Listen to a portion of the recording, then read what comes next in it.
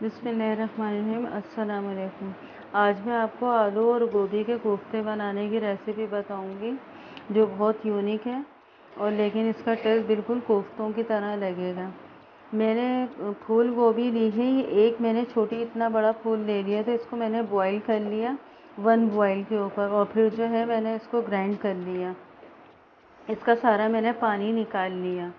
3 मैंने आलू लिए हैं, इनको भी मैंने अच्छे से मैश कर लिया है। ये भी बॉयल आलू हैं। बेसन लिया है मैंने 3 से 4 चमचे खाने के, इसको मैंने हल्का सा भून लिया। 2 चमचों के बराबर ये चिकन पाउडर है। 1 प्याज ली है, इसको मैंने फ्राई कर लिया, जिसका चूरा कर लिया मैंने।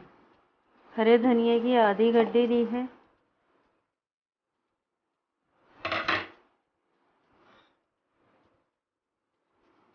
हरी मिर्च ये 2 हैं दरमियानी। ज़ीरा मैंने 1 चमचा लिया है, इसको भी मैंने भून लिया था। नमक आधा चमचा। 1 चमचा पिसा हुआ धनिया है खाने का। 1 चाय का चमचा मैंने गरम मसाला पिसा हुआ लिया है। लहसुन पाउडर आधा चमचा लिया है। अब हम इन सबको अच्छे से मिला लेंगे और इसकी छोटी बॉल्स बना लेंगे जैसे कोफ्तों की बनाते हैं।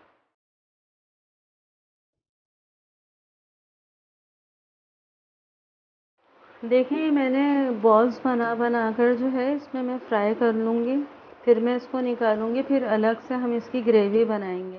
देखिए, इन कोफ्तों को मैंने फ्राई कर लिया है। यहाँ मैंने ऑयल ले लिया है और ये प्याज है और दही, इसको जो है मैंने फ्राई करके खूब अच्छे से ग्राइंड कर लिया। अब मैं इस ऑयल में डाल लूँगी जिसमें मैंने अपने ये कोफ्ते फ्राई करें।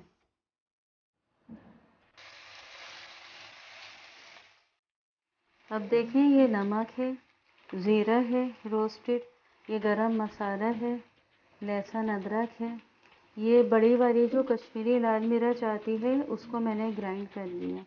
ये 1 चमचा मैंने पिसा हुआ धनिया लिया है, 1 पिंच मैंने हल्दी ली है। अब ये सब भी जो है मसाले जाएंगे।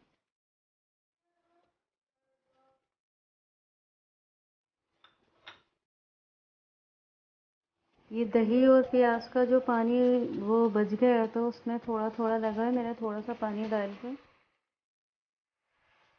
अब इसके साथ ये भूना जाएगा।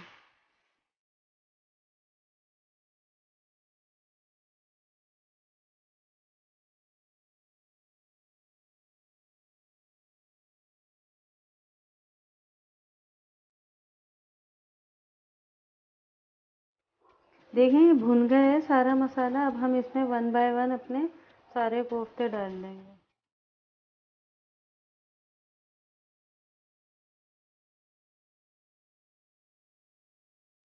और इसको लीड लगाकर तकरीबन मैं इसमें आधा गिलास पानी डालकर रख दूंगी 5 मिनट के लिए, क्योंकि हर चीज़ पहले से ही बॉईल थी और बनी हुई थी। बस हमने हल्का सा फ्राई करके इसको जो है एक कोफ्तों के उसमें शेप में लेकर आना है। देखिए, मैंने 5 मिनट के बाद इसके ऊपर से लीड हटा दी, आपके सामने ही है। अब हम इसके ऊपर गार्निश कर लेंगे थोड़े से हरे धनिए की। चलें, अब इसका डिश आउट होने का वक्त आ गया। चलिए जी, इसको मैंने हरे धनिए से गार्निश कर लिया। अगर आप लोग चाहें तो इसमें पानी और ऐड करके इसका पतला भी बना सकते हैं शोरबा, लेकिन मैंने इसको थोड़ा जो है थिकी फॉर्म में रखा है।